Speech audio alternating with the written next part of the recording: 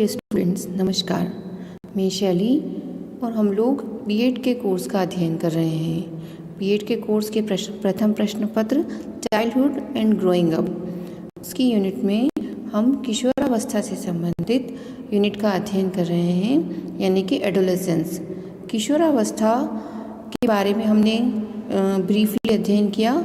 अब हम ये जान लेते हैं कि ये क्यों कहा जाता है कि किशोरावस्था एक समस्यात्मक अवस्था होती है, अंतर्द्वंद की अवस्था होती है और इस समय पर किशोरों को बहुत सारी समस्याओं का सामना करना पड़ता है। जो समस्याओं का सामना किशोरों को करना पड़ता है उनके कारण अनेक होते हैं, अलग अलग होते हैं, लेकिन उनका परिणाम ये होता है कि अगर उन समस्याओं को सही समय पर समाधान ना दिया जाए तो उनकी जो एडोलेसेंस की एज है उसमें वो विकृत या अस्वास्थ्यप्रद समस्याग्रस्त महसूस करते हैं और उनके व्यवहार, आचरण और उनके सोच और जो एक्टिविटीज़ वो फॉलो करते हैं उनके अंदर भी इन चीज़ों का असर दिखाई देता है। और इनका अगर समय पर निराकरण ना किया जाए, अगर समझदारी से इनको शिक्षक के द्वारा या उनके परिवार के द्वारा इन समस्याओं के समय पर मार्गदर्शित नहीं किया जाए तो उनकी जीवन पर्यंत इन समस्याओं का प्रभाव उनके मानसिक स्तर पर दिखाई देता है। इनमें से कुछ समस्याओं को हमने पढ़ा था। इन समस्याओं को एक बार फिर से मैं रिकॉल करवा देती हूँ आपको। इन समस्याओं में पहली है पहचान संकट, आइडेंटिटी क्राइसिस, हमने पढ़ा था इसके बारे में भी। आदर्शवाद और नायक पूजा, लैंगिक मुद्दे यानी कि जेंडर इश्यूज़, बाल श्रम, चाइल्ड लेबर, बदलती हुई पारिवारिक संरचनाएं, चेंजिंग फैमिली स्ट्रक्चर्स, सहपाठी दबाव, पीयर प्रेशर, प्रतियोगिता दबाव, प्रेशर ऑफ कंपटीशन, बाल अपराध, जुवेनाइल डेलिकेंसी जिसके बारे में आजकल बहुत ज़्यादा सुनने में आता है, तनाव एवं आत्महत्या। आजकल स्टूडेंट्स भी इतना डिप्रेशन फील करते हैं कि उसका परिणाम हमें सुसाइडल एक्टिविटीज़ के रूप में दिखाई देता है। गालियाँ देना एवं अपशब्द बोलना, एब्यूज़ और यूज़ ऑफ एब्यूजिव वर्ड्स, अकेलेपन में वृद्धि, इंक्रीजिंग द लोनलीनेस, सूचना अधिभार, इंफॉर्मेशन ओवरलोड, जगह जगह से आ रही अलग अलग तरह की सूचनाओं का बच्चों के अंदर एक द्वंद्व या कॉन्फ्लिक्ट पैदा करना, जिसकी वजह से वो एक समस्या की अवस्था में पहुंच जाते हैं। यौन शिक्षा की आवश्यकता, नीड ऑफ सेक्सुअल एजुकेशन, ये ऐसे कुछ सामाजिक मुद्दे हैं या उनके व्यवहार से संबंधित मुद्दे हैं जो उन्हें समस्याग्रस्त महसूस करवा सकते हैं। आज हम जिस समस्या के बारे में बात करने जा रहे हैं वो है आदर्शवाद एवं नायक सम्मान, आइडियलिज्म एंड हीरो वर्शिप। हम सभी अगर किशोरों को बहुत पास से ऑब्जर्व करते हैं तो ये देखते हैं कि किशोर हर समय पर किसी न किसी को फॉलो करते हुए दिखाई देते हैं।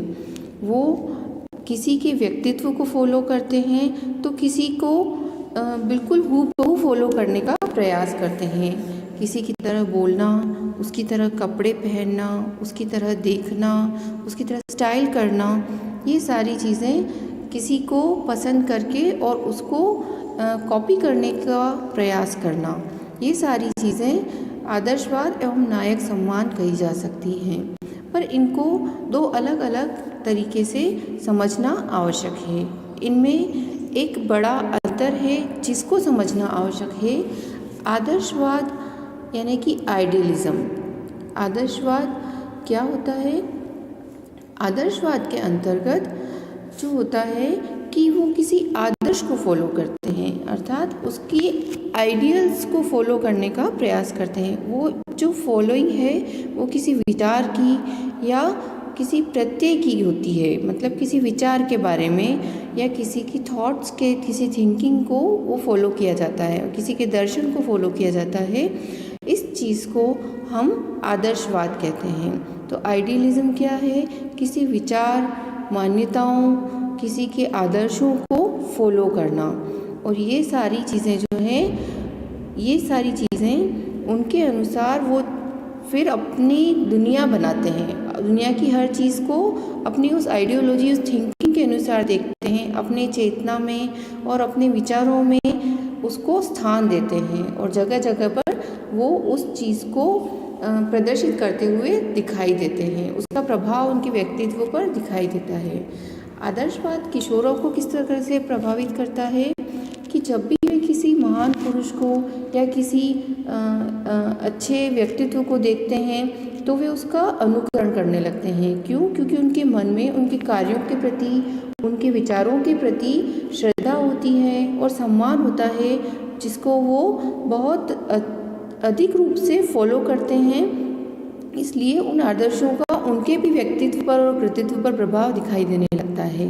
तो आदर्शवाद के कारण बालक के मन में जो भी कल्पना या संकल्पनाएं, विचार जो हैं, थॉट्स हैं, फीलिंग्स हैं, वो सारी चीज़ें स्थान ले लेती हैं और उनके अंदर धीरे धीरे दृढ़ता आने लगती है। जैसे कि आपको एक उदाहरण दे सकती हूँ कि आदर्शवाद में किसी व्यक्ति को आदर्श मान लिया जाता है।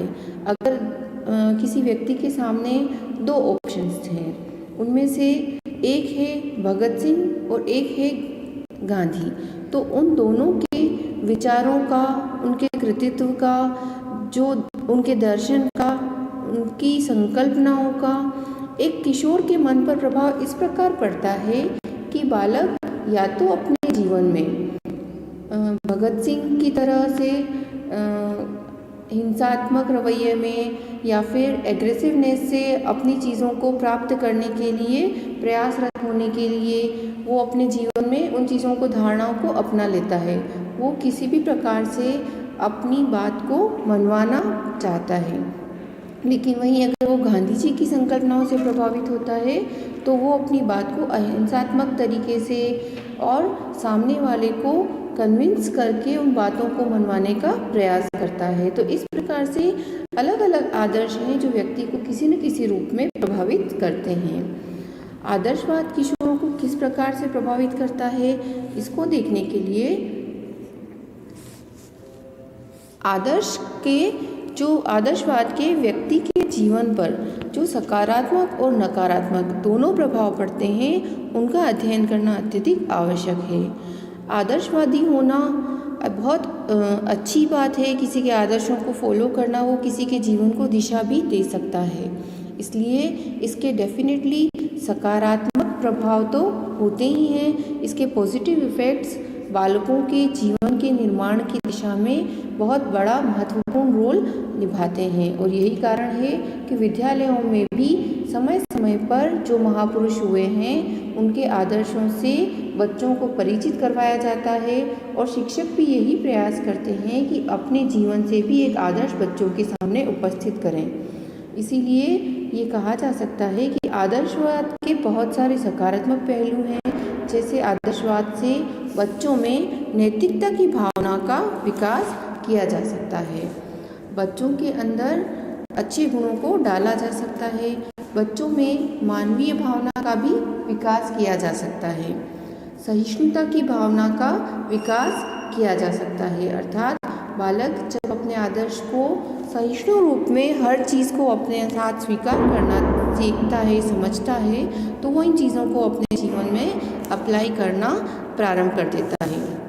उसी तरह से कर्तव्य पालन का विकास करना, जैसे कि हमने देखा है कि अगर बालकों को आदर्शों के रूप में हम राम भगवान की कहानी सुनाते हैं तो उन्होंने किस प्रकार जीवन पर्यंत वो अपने कर्तव्य के पालन में लगे रहे, सारी समस्याओं को झेलते हुए भी उन्होंने अपने आदर्शों को नहीं छोड़ा और उन्हीं पर चले।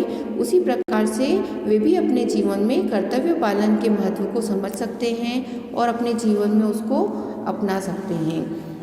इसी प्रकार से अगर देखा जाए तो हमारी संस्कृति का ज्ञान भी हम उनको दे सकते हैं और संस्कृति का ज्ञान देने के लिए जो हमारे आदर्श पुरुष हुए हैं उनके बारे में बच्चों को बताया जाता है, ज्ञान करवाया जाता है, ताकि वे उसके बारे में जान सकें और उनके अंदर आध्यात्मिक भावनाओं का भी विकास किया जा सकता है।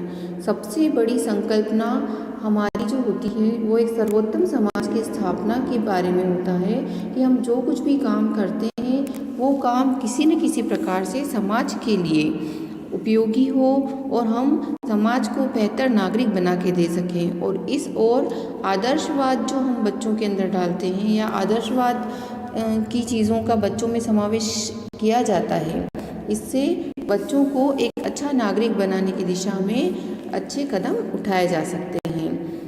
वहीं अगर हम तुलनात्मक रूप में देखें तो आदर्शवाद के नकारात्मक पक्ष भी हमारे सामने आते हैं। जैसे अगर आदर्शवादी जो विचारधारा है, उनके जो मूल्य हैं वर्तमान में कभी कभी हमें उतने प्रासंगिक नहीं दिखाई देते हैं, लेकिन बच्चे अपने मन में उन भावनाओं को इतना दृढ़ कर लेते हैं कि वे उन चीज़ों को अपने जीवन में उतारते हैं, अपनाते हैं और कहीं ना कहीं इस वर्तमान समय के लिए ये चीज़ें बिल्कुल भी प्रासंगिक नहीं दिखाई देती है। ऐसे भी कई उदाहरण हमको दिखाई देते हैं कि जिनमें पुरानी विचारधारा को भी बच्चों के सामने इस प्रकार रखा जाता है कि बच्चे उससे बाहर निकालने का प्रयास ही नहीं करते हैं और उसी को, जिसको कहते हैं कि एक कट्टरवादी सोच के रूप में सोच कर चलते हैं, जिसका कि उनके व्यवहार पर, उनके व्यक्तित्व पर नकारात्मक प्रभाव दिखाई देता है। इसके साथ ही कल्पना विचरण एवं दिवा स्वप्न जैसी स्थिति, कभी कभी बच्चे कल्पनाओं में ही विचार रहते हैं, ऐसी चीज़ों को, ऐसी धारणाओं को सच मान लेते हैं जिनकी की वर्तमान में प्रासंगिकता थोड़ी कम ही दिखाई देती है और उन्हीं को वो फॉलो करते हैं। तो कभी कभी आदर्शवाद इस रूप में अप्रासंगिक भी सिद्ध होता हुआ दिखाई देता है। इसको हम कम उम्र में जिन बच्चों के द्वारा अहिंसात्मक रवैये को अपना लिया जाता है या आतंकवादी धारणाओं को अपना लिया जाता है, उनके मन में जो बातें जिस प्रकार से डाली जाती है, उन चीज़ों को वो सच मान करके और अपने जीवन को गलत दिशा दे देते हैं। ऐसी स्थितियाँ भी देखने को मिलती है और ये आदर्शवाद का नकारात्मक प्रभाव कहा जा सकता है। वहीं आदर्शवाद कभी कभी वैज्ञानिक दृष्टिकोण से थोड़ा दूर भी दिखाई देता है। वैज्ञानिक दृष्टिकोण वर्तमान समय को साथ में लेकर चलता है, लेकिन कभी कभी इसके कुछ ऐसे पहलू भी दिखाई देते हैं जो वर्तमान जगत से, वास्तविक जगत से दूर दिखाई देते हैं और भौतिक विकास की जो अवस्थाएं हैं या भौतिक विकास की जो चीज़ें हैं उनमें बाधा उत्पन्न करते हुए दिखाई देते हैं। तो इस बात को देखकर यह समझ लेना चाहिए कि बच्चों के अंदर एक मानसिक द्वंद्व की स्थिति उस समय उत्पन्न हो जाती है कि जब बच्चों के सामने जो आदर्श उपस्थित हो रहे हैं वे सही निर्णय ना ले पाएँ कि इसके क्या पॉजिटिव इफ़ेक्ट्स हैं और क्या नेगेटिव इफ़ेक्ट्स हैं जो उनके जीवन को प्रभावित करेंगे। तो बच्चे उस सीमा को तय कर पाएँ कि उनको किस सीमा तक किसी धारणा को सही मानना है या उसको अपने जीवन में उतारना है और उसको फॉलो करना है। जैसा कि मैंने आपको शुरुआत में भी कहा, एक छोटा सा डिफरेंस है हीरोइज़म में और आइडियलिज़म में। अब हम बात करते हैं हीरो वर्शिप की या नायक सम्मान की, जिसे हम हीरोइज़म भी कहते हैं और किशोरों पर इसका प्रभाव दिखाई देता है, जिसको हम सभी जानते हैं कि बच्चे अपने सामने जिस भी व्यक्ति को देखते हैं और उससे वे आकर्षित होते हैं, उसके चलने का तरीका, बोलने का तरीका, कपड़े पहनने का तरीका, हर चीज़ का वे अनुसरण करने का प्रयास करते हैं, उसी को अपने जीवन में वे आदर्श मान लेते हैं। और ये वीर पूजा, नायक सम्मान या फिर नायक पूजा कहा जाता है, जिसमें वो किसी व्यक्ति विशेष का अनुकरण करते हुए दिखाई देते हैं। नायक सम्मान में जो होता है उसका बच्चों के ऊपर अत्यधिक प्रभाव पड़ता है और जैसा कि हमने पहले डिस्कस किया, नायक सम्मान के भी पॉजिटिव और नेगेटिव दोनों प्रकार के इफ़ेक्ट्स होते हैं जो बच्चों को प्रभावित करते हैं। हम बात करते हैं नायक सम्मान के सकारात्मक पक्षों के बारे में, अर्थात ऐसे पक्ष जो बच्चों के व्यक्तित्व निर्माण में उनकी मदद करते हैं। जैसे कि अगर बच्चे किसी भी व्यक्ति को अपना नायक मानते हैं तो वे इस उम्र में सामाजिक एवं शैक्षणिक विकास की ओर आगे बढ़ते हैं, उसको फॉलो करते हैं, साथ ही साथ उसी के अनुसार अपनी योग्यताओं एवं क्षमताओं को विकसित करने का प्रयास करते हैं। जैसे अगर कोई बच्चा किसी स्पोर्ट्स पर्सन को अपना हीरो मान लेता है या नायक मान लेता है, तो डेफिनेटली वो बिल्कुल ये प्रयास करता है कि वो उसी प्रकार से हेल्दी हो और अपने शरीर को स्वस्थ रखने का प्रयास करता है, व्यायाम को, उसके डेली रूटीन को फॉलो करता है, ताकि कहीं ना कहीं आगे चल कर के वो भी उसी के इस प्रकार अपने लाइफ में कुछ अचीवमेंट्स प्राप्त कर सकें। उसी कर्तव्यनिष्ठता का विकास, जैसे कि बच्चे, जैसे अभी बताया मैंने आपको कि किसी को भी अपने लाइफ में फॉलो करते हैं और उसी की तरह से कर्तव्यनिष्ठ बनने का प्रयास करते हैं। जीवन कौशल का विकास, लाइफ स्किल, कैसे उन्होंने अपने जीवन को जिया तो उन्होंने अपने लक्ष्यों को प्राप्त किया, उस चीज़ को वो अपने लाइफ में डेवलप करने का प्रयास करते हैं। व्यवहार की योग्यता का विकास, किस प्रकार से लोगों के साथ व्यवहार किया जाता है, इसके पॉजिटिव और नेगेटिव इफ़ेक्ट्स को जाना जा सकता है। वहीं बच्चों में जागरूकता का भी विकास होता है और वे सीखने के लिए भी तत्पर होते हैं कि हमें अपने जीवन में आदर्शों को किस प्रकार से फॉलो करना चाहिए और वे हमें जीवन में किस प्रकार से सकारात्मक राह को दिखा सकते हैं। उसी तरह से बच्चों के सर्वांगीण विकास का मार्ग भी नायक सम्मान के द्वारा प्रशस्त हो सकता है। साथ ही साथ ये भी जानना ज़रूरी है कि नायक सम्मान के कुछ नकारात्मक पक्ष भी होते हैं जो बच्चों के जीवन को प्रभावित करते हैं। किस प्रकार से, आइए देख लेते हैं।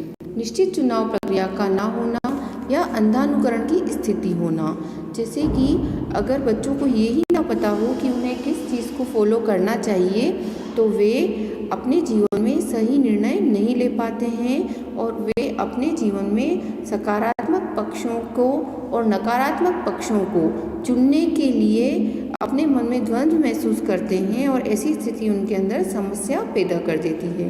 वहीं साथ ही साथ नकारात्मक पक्षों के रूप में जो संकीर्णता या रूढ़िवादिता है वो भी कभी कभी दिखाई देती है कि जिसको वो फॉलो करना चाहते हैं वो पर्सन आज के समय के अनुसार रेलेवेंट है या नहीं है।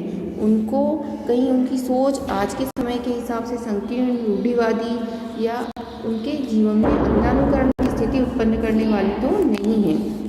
अगर कहीं ऐसा होता है तो वो बच्चों के लिए नकारात्मक रूप में उपस्थित होते हैं। वर्तमान परिस्थितियों में और जिनको वो अपना नायक मानते हैं उनकी परिस्थितियों में काफ़ी अंतर होता है।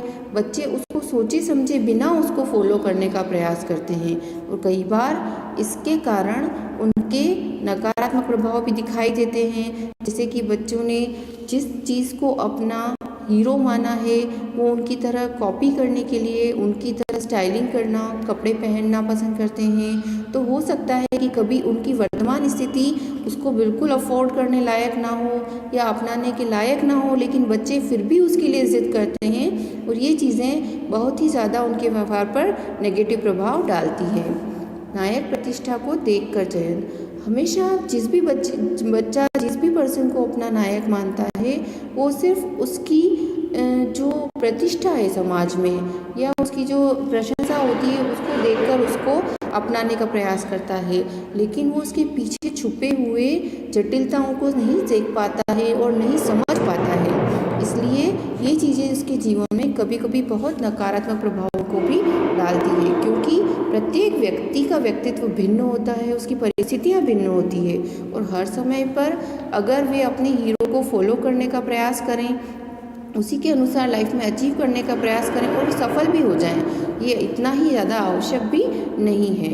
इन सभी बातों को जानकर हमने आज ये समझने का प्रयास किया कि किशोरों को किस प्रकार से आदर्शवाद और नायक सम्मान इन दोनों चीज़ों का सामना करना पड़ता है और इन चीज़ों से वो कुछ चीज़ें सीखते हैं तो कुछ नकारात्मक प्रभाव भी उनके व्यक्तित्व पर इसके पड़ते हैं, लेकिन इसका समाधान एक शिक्षक की ओर से दिया जा सकता है और वो इसी रूप में दिया जाता है कि बच्चे इस बात को जानें कि क्या चीज़ें जीवन में उसके लिए उपयोगी हैं और उसको अपनानी चाहिए।